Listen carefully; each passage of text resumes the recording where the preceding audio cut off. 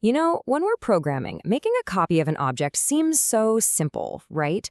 You just want to duplicate a perfect clone. But what if a perfect clone is the absolute last thing you actually need? Well, today we're going to pull back the curtain on a hidden control panel inside Python, one that lets you command the clone machine itself. This whole story starts with this exact question from a junior developer named Timothy. He was using Python's super powerful deepcopy function, trying to make a backup of a tournament session for a chess club app he was building. He expected a totally new independent session, but he got something else entirely. And that one little question opens up this fascinating secret about how Python objects are born. You see, Timothy had stumbled upon what his senior engineer, Margaret, called the perfect clone problem. It's that really tricky situation where a 100% bit-for-bit identical copy is actually a bug, not a feature. He was trying to create a new version of a match, but the clone was just a little too perfect. And you can see the problem crystal clear right here. The original object, it has its unique session ID, its start time, all good. But look at the cloned object. It has the exact same session ID and the exact same start time. Now, for a brand new tournament session, that's a total disaster. You just can't have two different matches running around with the same unique ID. So how in the world do you fix this? Well, Margaret explained that sometimes you need to call in a specialist. And this isn't some fancy external library.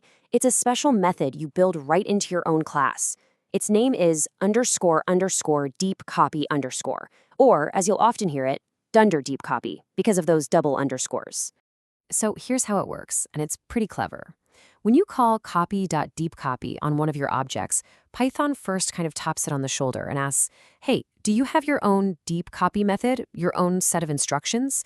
If it finds one, it just hands over the controls and says, all right, you're the expert, you tell me how this thing should be copied. If not, it just carries on with its standard perfect clone routine. Okay, so we get what the specialist is. Now let's dive into the how. How do you actually make this work? Margaret laid out this super clear, repeatable pattern for taking control of that clone machine. Let's break it down. This 4-step pattern is just brilliant.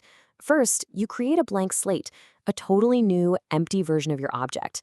Second, and this is super critical, you register it in something called the memo dictionary.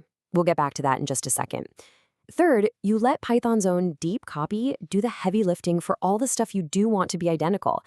And then finally, you step in and manually set the new values for the fields that have to be fresh, like a brand new session ID or the current timestamp. Naturally, Timothy was curious about that weird memo argument. And I just love Margaret's simple explanation. She said, oh, that's just Python's don't repeat yourself list. It's a really simple idea, but it has a seriously powerful purpose. So here's the technical scoop. The memo is just a dictionary that Python uses to keep track of every single object that's already been copied during this one deep copy operation. Why? Well, imagine you have two objects that point to each other in a circle. Without this memo trick, Python would get stuck in an infinite loop trying to copy the same things over and over and over again, and your program would crash. It's a safety net, and it's what makes the whole process possible.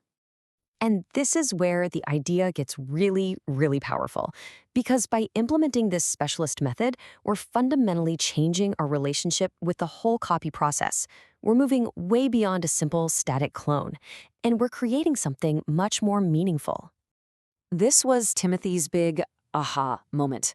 He realized his new object wasn't just a twin of the original, it was a new generation. It carried over the essential DNA, like the list of players, but it was born with its own unique identity, its own time of birth.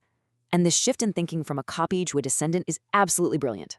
And it turns out deep copy isn't some lone wolf. Python gives you this whole suite of special methods to manage an object's lifecycle. You can define custom rules for shallow copies with _copy_, for saving an object to a file, that's called pickling, with _reduce_, or for loading it back up with _setState_. You are literally giving your objects a set of birth instructions for all these different situations. Now, of course, with all this power comes responsibility, right? Just because you can override deep copy doesn't mean you always should. And this is where that crucial skill of engineering judgment really comes into play. Margaret's cheat sheet here is the perfect guide. When should you use the default deep copy? When you need a 100% identical twin. Simple. But when does that copy need unique fields like IDs or timestamps?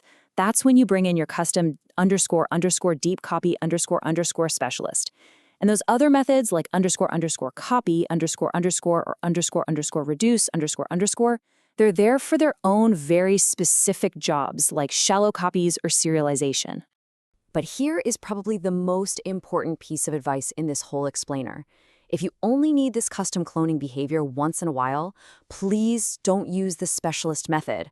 A simple explicit method that you create yourself, something like .clone or .refresh session, is often so much clearer and easier to understand for the next developer who has to read your code.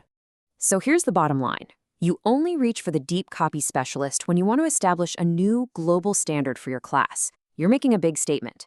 You're saying that anyone, anywhere in the entire codebase, who uses Python's standard deep copy function on this object should get your custom descendant, not a simple clone. It's the new default.